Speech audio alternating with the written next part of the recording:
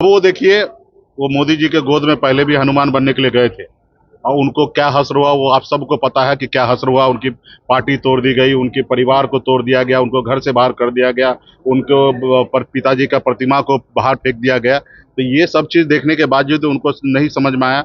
अभी फिर से वो मोदी जी के गोद में जा रहे हैं और इतना भी ना चले जाए कि उनके लोग जो है ना उनको छोड़ दे, क्योंकि उन नमस्कार, न्यूज फॉर नेशन देख रहे हैं और मैं हूं आपके साथ रंजन सिंह। महागठबंधन की बैठक खत्म होने के बाद मुकेश सहनी ने भी चिराग पासवान के ऊपर जोरदार हमला किया है। जो दरअसल लोक जनशक्ति पार्टी रामविलास के राष्ट्रीय अध्यक्ष हैं, चिराग पासवान केंद्रीय मंत्री हैं।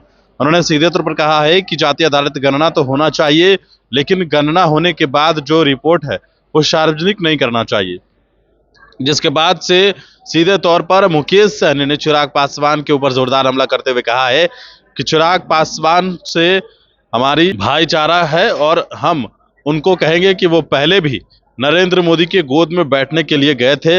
हालांकि क्या हुआ, उनकी पार्टी तोड़ दी गई और अब फिर नए सपने देख रहे हैं।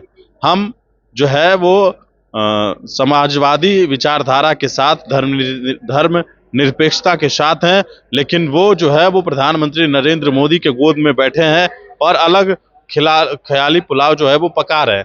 हालांकि चिराग पासवान को उन्होंने सीधे तौर पर कहा है कि रामविलास पासवान को हम अभिभावक मानते थे, इस लिहाज से चिराग को हम भाई मानते हैं।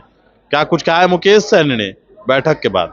एक जागरूक कीजिए कि ये लड़ाई पहली लड़ाई हमने जीता है, क्योंकि आपने जो मोदी जी को 240 पे ला दिए 303 से, ये इसी का जीत है। और इसी तरीके से विपक्ष के साथ आप लोग खड़ा होइए तो निश्चित तौर पे जो समस्या है वो आप लोगों को जाएंगे। जो समाजवादी आप लोग सपना देखते हो वो पूरा आने वाले समय में 18 तारीख को भी बैठक है, 20 तारीख को आप लोग जी हाँ, सड़क 18 पर तारीख उतरेंगे। को पूरे बिहार में जितने भी हमारा महागठबंधन के पार्टी है, उसी पार्टी के सभी जिला अध्यक्ष, प्रभारी, जो संगठन के नेतागण हैं, वो लोग आपस में बैठक करेंगे, चर्चा करेंगे और उसके बाद जो है कि प्रखंड स्तर पे, पंचायत स्तर पे कैसे काम करना है वो आपस में कोऑर्डिनेशन कमेटी वहाँ पे भी बनाकर और वहाँ से नीचे काम करेंगे। 20 तारीख को आप लोग मजदूर को लेकर सड़क पर उतरेंगे। हाँ, 20 तारीख का भी ये निर्णय लिया गया कि देश भर में ऑलरेडी ये अपना आंदोलन की जा रही है, उसको हम लोगों का पूरा समर्थन होगा।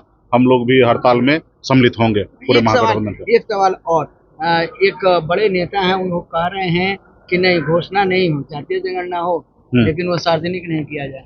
अब वो देखिए, वो मोदी जी के गोद में पहले भी हनुमान बनने के लिए गए थे और उनको क्या हश्र हुआ वो आप सबको पता है कि क्या हश्र हुआ। उनकी पार्टी तोड़ दी गई, उनके परिवार को तोड़ दिया गया, उनको घर से बाहर कर दिया गया, उनको पिताजी का प्रतिमा को बाहर फेंक दिया गया। तो ये सब चीज देखने के बावजूद उनको नहीं समझ में आया। अभी फिर से वो मोदी जी के गोद में जा रहे हैं और इतना भी ना चले जाए कि उनके लोग जो है ना उनको छोड़ दे, क्योंकि उनसे हमारा अपना भाईचारा है। क्योंकि स्वर्गीय पासवान जी को हम अपना अभिभावक मानते थे, उसी नाते चिराग जी को भी हम अपना भाई मानते हैं। तो ये बात अलग है कि वो आज हम लोगों के साथ नहीं है, सामाजिक न्याय के साथ नहीं है, गरीब पिछड़ा दलित के हक की बात नहीं कर रहे हैं, वो एक अलग सपना देख रहे हैं। तो खैर वो सपना देख रहे हैं, उसमें हम नहीं, लेकिन हमारा ये भी आग्रह रहेगा कि ऐसी बात मत कीजिए। आज बताइए कि किसी को ऑपरेशन हो और आंख का ऑपरेशन हो और फिर बाद में डॉक्टर बोले कि आप पट्टी मत खोलिए, तो इसका मतलब ऑपरेशन ही क्यों करना है? हमारी लड़ाई है देश में जाति आधारित गणना हो और उसके बाद जो जनसंख्या निकल के आए और जिस जाति धर्म के लोग निकल के आएंगे उस आधार पर उनको उतना आरक्षण मिलना चाहिए।